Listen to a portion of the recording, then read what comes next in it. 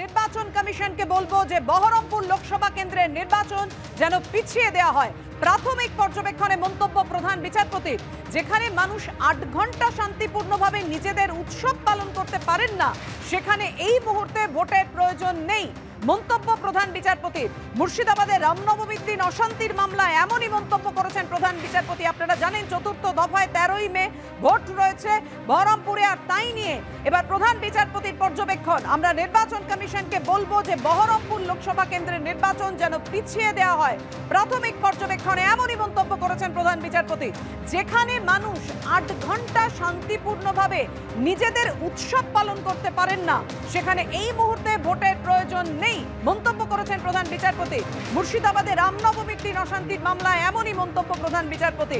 NIA তদন্ত চেয়ে দায়ের হয় মামলা। কথা বলবো, আমাদের সঙ্গে রয়েছেন আমাদের প্রতিনিধি রাজস্বী দত্তগুপ্ত। রাজস্বী, অত্যন্ত তাৎপর্যপূর্ণ এবং গুরুত্বপূর্ণ প্রধান বিচারপতির যে মন্তব্য, যে যেখানে মানুষ 8 ঘন্টা শান্তিপূর্ণভাবে নিজেদের উৎসব পালন করতে পারে না, সেখানে ভোটের প্রয়োজন কোথায়? সে তা যেন পিছিয়ে দেওয়া হয়।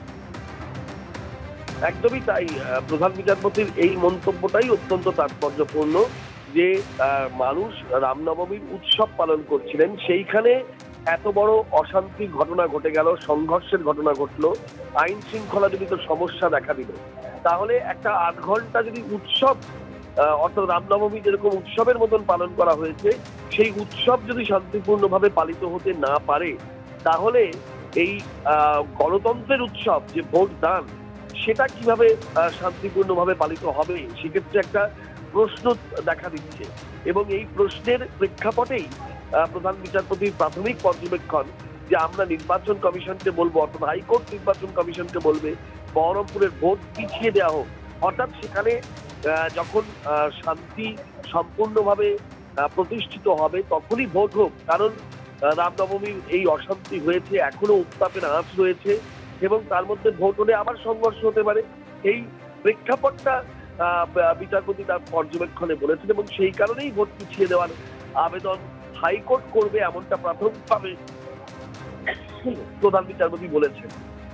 এখন দেখার বিষয় পরবর্তী পর্যায়ে আরো শুনানির পরে প্রধান বিচারপতি আরো কি পর্যবেক্ষণ দেন, এবং বহরমপুরে নির্বাচন চতুর্থ দফায় রয়েছে। দ্বিতীয় দফার যে নির্বাচন আগামী 26 এপ্রিল, সেই দিন এর পরবর্তী শুনানি রয়েছে এই মামলার। মূলত এনআইএ তদন্ত চেয়ে, রামনবমীর ঘটনাগুলোর এনআইএ তদন্ত চেয়ে মামলা দায়ের করা হয়েছিল হাইকোর্টে। সেই মামলার শুনানিতেই প্রাথমিক পর্যবেক্ষণে প্রধান বিচারপতির এই মন্তব্য। পরবর্তী পর্যায়ে 26 এপ্রিল দ্বিতীয় দফার নির্বাচনের দিন এই মামলার পরবর্তী শুনানি রয়েছে। সেখানে হাইকোর্ট আরো কি পর্যবেক্ষণ দেয় বা হাইকোর্টের কি দৃষ্টিভঙ্গি, সেটা আরো পরিষ্কার হবে।